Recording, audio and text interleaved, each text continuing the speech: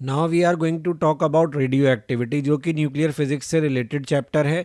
Radio activity basically उन nucleus के बारे में बात करता है जो कि अनस्टेबल है। जैसे कि हमने देखा न्यूक्लियर फिजन के प्रोसेस में कि हमारे हैवी न्यूक्लियस टूटकर क्या करते हैं, लाइटर न्यूक्लियाई बनाते हैं। तो रेडियो एक्टिविटी क्या है? Spontaneous emission of radiations from the nucleus is known as radioactivity, and substances showing this property are called radioactive substance। Nature में ऐसे सब्सटेंस मिलते हैं जो नेचुरली हमें क्या दिखाते हैं, स्पॉन्टेनियस emission ऑफ रेडिएशंस दिखाते हैं। ऑब्वियसली जो हमारे अनस्टेबल न्यूक्लियाई हैं वही ये प्रॉपर्टी एग्जिबिट करेंगे। आयरन तो ये प्रॉपर्टी दिखाने से रहा। रुदरफोर्ड ने इनके ऊपर effect of electric and magnetic field देखा था, जिसमें उन्होंने रेडियो एक्टिव एमिशन को मैग्नेटिक फील्ड में रखा और इलेक्ट्रिक फील्ड में रखा, और उसके बेस पर उन्होंने ये बताया कि यहाँ पे 3 तरीके के हमारे एमिशन होते हैं, अल्फ़ा, बीटा एंड गामा। इन तीनों की प्रॉपर्टीज़ के बारे में हम यहाँ पे डिस्कस कर लेते हैं। अल्फ़ा पार्टिकल कौन है? अल्फ़ा पार्टिकल है हीलियम न्यूक्लियस और डबली आयनाइज्ड हीलियम आयन, जिसको हम 2He4 से लिखते हैं। बीटा पार्टिकल्स जो हैं वो फास्ट मूविंग इलेक्ट्रॉन्स होते हैं। ये पॉजिट्रॉन से भी जाना जाता है और नेगेटिव बीटा से भी जाना जाता है। मतलब बीटा पार्टिकल में 2 तरीके के एमिशन होते हैं, एक पॉजिटिव चार्ज निकलता है, एक नेगेटिव चार्ज निकलता है। जो पॉजिटिव चार्ज निकलता है उसको पॉजिट्रॉन बोलते हैं। मास इलेक्ट्रॉन के बराबर होता है लेकिन चार्ज प्रोटॉन का होता है। तीसरे टाइप का एमिशन जो है वो गामा रेस का होता है। ये इलेक्ट्रोमैग्नेटिक वेव्स होती हैं, क्योंकि ये कहीं भी डिफ्लेक्ट नहीं होती, और जो डिफ्लेक्शन हुआ उसके बेस पे मालूम पड़ गया कि आपके पार्टिकल पर कौन सा चार्ज है। अल्फा पार्टिकल पे जो चार्ज है वो ट्वाइस ऑफ प्रोटॉन होता है। बीटा पार्टिकल पे -E या +E होता है। गामा रेज जो हैं वो न्यूट्रल होते हैं। पेनिट्रेटिंग पावर की बात करें तो अल्फा पार्टिकल भारी हैं, इसलिए इनकी पेनिट्रेशन पावर कम है, सबसे कम है इन तीनों में से। बीटा पार्टिकल की 100 टाइम्स ऑफ अल्फ़ा है और गामा की 100 टाइम्स ऑफ बीटा है, बहुत ही ज़्यादा होती है। आयनाइजिंग पावर की बात करें तो क्योंकि यहाँ पे चार्ज जो है वो अच्छा खासा है, तो ये 100 टाइम्स ज़्यादा आयनाइजिंग पावर रखते हैं अल्फ़ा पार्टिकल। बीटा जो है वो 100 टाइम्स गामा से ज़्यादा है। मतलब गामा तो वैसे ही न्यूट्रल है, वो बेचारा क्या आयनाइज करेगा, ठीक है ना, मिनिमम। फिर बात करें चार्ज की, तो चार्ज मैंने आपको ऊपर बताया ही है, गामा के केस में कोई चार्ज नहीं होता। वेलोसिटी इनकी 10 की पावर 7 में ऑर्डर में होती है अल्फ़ा की। बीटा की जो होती है वो 1% to 99% of velocity of light होती है, और गामा रेस की तो श्योरली स्पीड ऑफ लाइट के बराबर होती है, क्योंकि इलेक्ट्रोमैग्नेटिक वेव्स हैं। रेस्ट मास की बात करें तो गामा रेस का रेस्ट मास 0 है, क्योंकि वो केवल फोटॉन्स ऑफ एनर्जी हैं।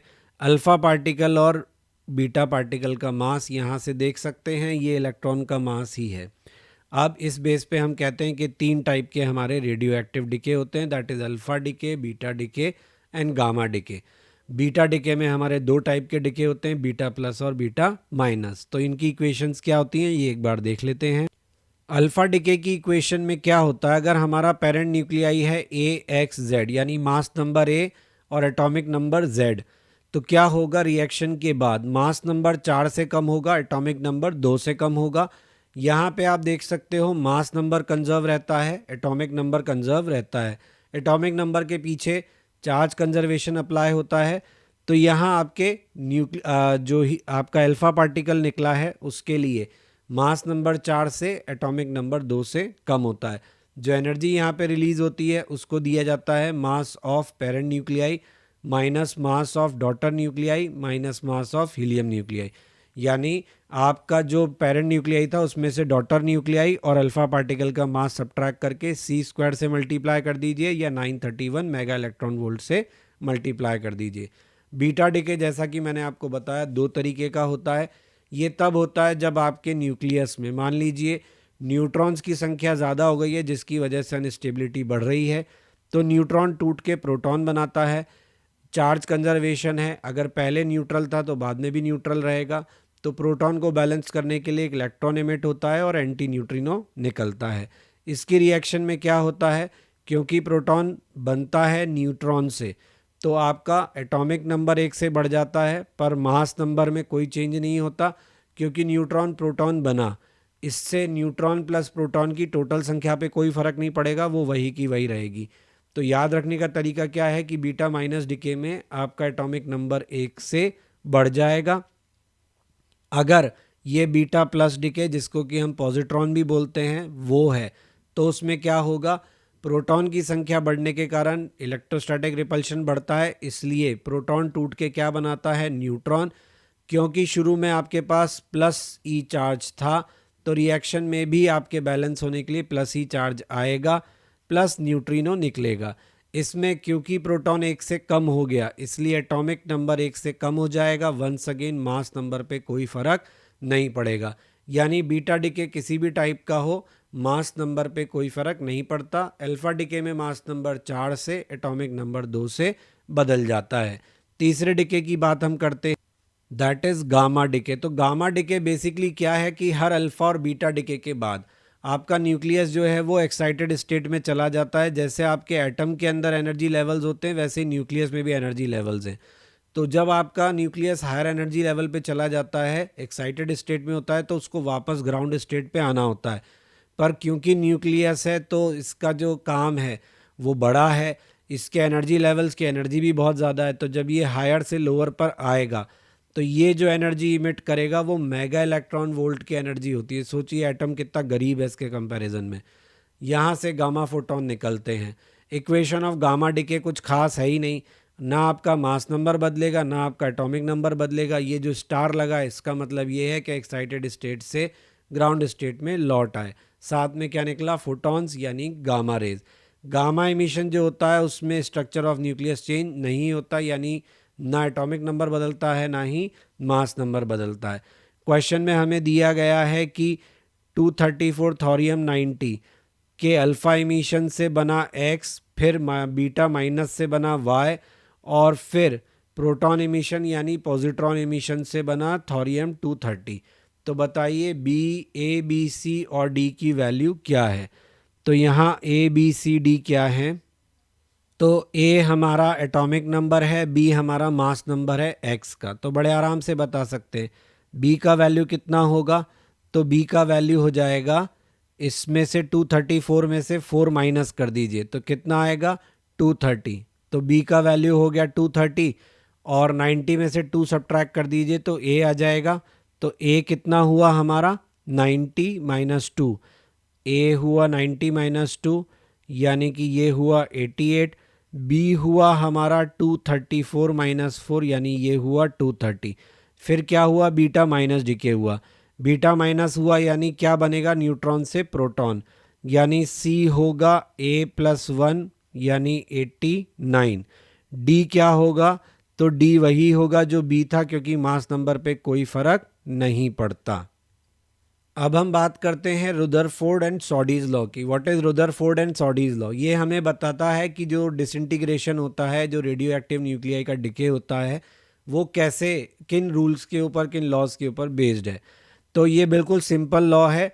ज़्यादा पैसे होंगे ज़्यादा खर्चा करोगे, कम पैसे होंगे कम खर्चा करोगे। अगर हमारे पास अमाउंट कम है खर्च करने को, तो हमारी स्पीड खर्चने की क्या होती है, अपने आप स्लो हो जाती है। और अगर हमारे पॉकेट्स फुल हैं तो फिर हमें लगता है कि ये भी ले लो वो भी ले लो। सेम कंसेप्ट है। आपका जो रेट ऑफ डिके है वो डायरेक्टली प्रोपोर्शनल है नंबर ऑफ एक्टिव न्यूक्लियाई के। जितने एक्टिव न्यूक्लियाई होंगे उतनी तेज़ी से आपका डिके होगा, यानी ये रहा ग्राफ। जितने ज़्यादा न्यूक्लियाई होंगे उतनी तेज, सॉरी उल्टा बना दिया, ये वाला है। जितने ज़्यादा आपके न्यूक्लियाई एक्टिव होंगे उतनी तेज़ी से डिके होगा। जैसे जैसे न्यूक्लियाई कम होते जाएंगे डिके का रेट भी क्या होता जाएगा, स्लो होता जाएगा। तो यहाँ पे -dN/dt rate of decay of nucleus at any time है। नेगेटिव ये बता रहा है कि ये रेट टाइम के साथ क्या होगा, कम होगा, क्योंकि न्यूक्लियस कम हो जाएंगे डिके के बाद।